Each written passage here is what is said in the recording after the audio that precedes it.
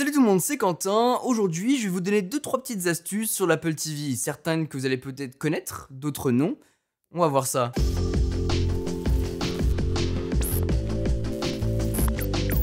Si vous cliquez sur cette vidéo, c'est que vous avez ou que vous allez acheter une Apple TV, que ce soit le modèle 2018, 2019, 2021, peu importe. Aujourd'hui, on va en parler sur le modèle 2021, mais vous retrouverez exactement les mêmes fonctionnalités de l'une à l'autre. Ou presque. En tout cas, la première dont on va parler, c'est ultra simple, ça fonctionne avec toutes les Apple TV et c'est sur la télécommande, peu importe d'ailleurs celle que vous avez. Quand vous retournez sur le menu, on a juste à appuyer 2 fois sur l'icône de la télé pour pouvoir défiler entre toutes ces applications. Avant, on était obligé de faire un retour arrière ou de maintenir fort pour ensuite changer d'application parce qu'on n'était pas dans la bonne. Et bah non, en fait on avait juste appuyé 2 fois et ça le faisait.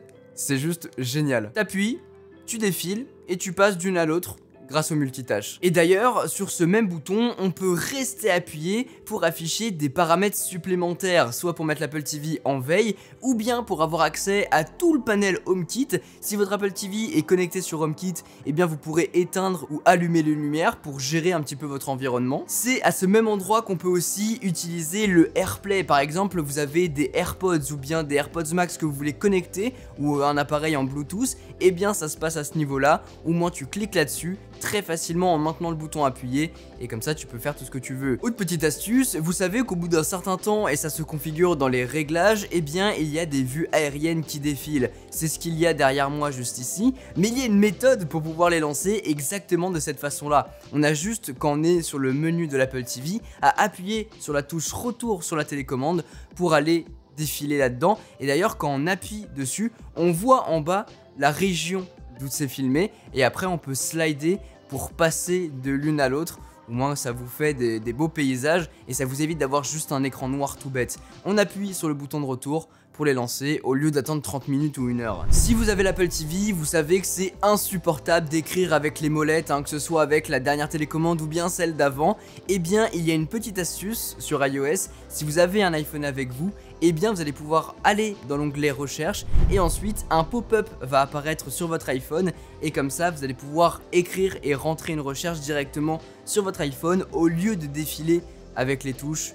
C'est assez insupportable et là c'est beaucoup plus facile. On l'a vu dans ma vidéo Setup TV 4K Ultime version 2 que je vous invite à aller voir ici, avec la présentation de cette nouvelle Apple TV 4K, le fait qu'Apple ait mis en place la balance des couleurs. Très simplement, en allant dans les réglages, on va pouvoir configurer la balance des couleurs de l'Apple TV ou plutôt de son écran quand on utilise l'Apple TV grâce à son iPhone. C'est hyper simple, super ludique et surtout ça vous permet d'avoir vraiment une très bonne image et d'exploiter la meilleure qualité possible et ce grâce à la connectivité entre l'Apple TV et son iPhone. C'est le cas avec la dernière Apple TV mais c'était aussi le cas à l'époque sur les anciennes Apple TV, donc je vous invite à aller dans les réglages, jeter un petit coup d'œil pour éventuellement le faire si vous avez envie. On va rester dans les réglages puisqu'on va pouvoir modifier le bouton TV qui est juste ici. Vous le savez, avec l'arrivée des nouvelles Apple TV, on peut appuyer dessus pour rentrer dans l'application Apple TV. Mais parfois, en fait, on veut juste appuyer sur le bouton retour ou bien juste retourner sur le menu parce qu'on n'a pas envie d'aller sur l'Apple TV en permanence. On veut utiliser d'autres trucs. Eh bien, on est obligé de rester appuyé sur le bouton retour pour pouvoir forcer le fait de retourner sur cette page d'accueil. Alors que là, dans les réglages, on va pouvoir changer la fonctionnalité de ce bouton pour lui dire soit d'aller sur la page d'accueil, soit de rentrer dans l'application TV. C'est ce que j'ai configuré et du coup en fait peu importe où je rentre, je vais pouvoir appuyer sur ce bouton pour en sortir. Très facilement.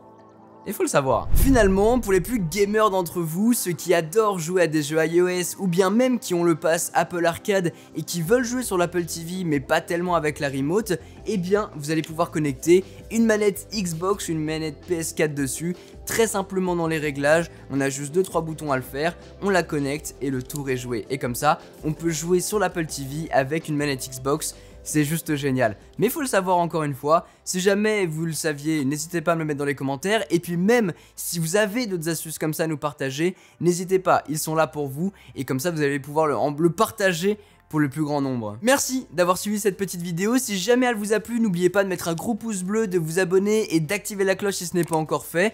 De notre côté, on se retrouve très bientôt dans une prochaine vidéo. Sur ce, c'était Quentin, passez tous une très bonne journée.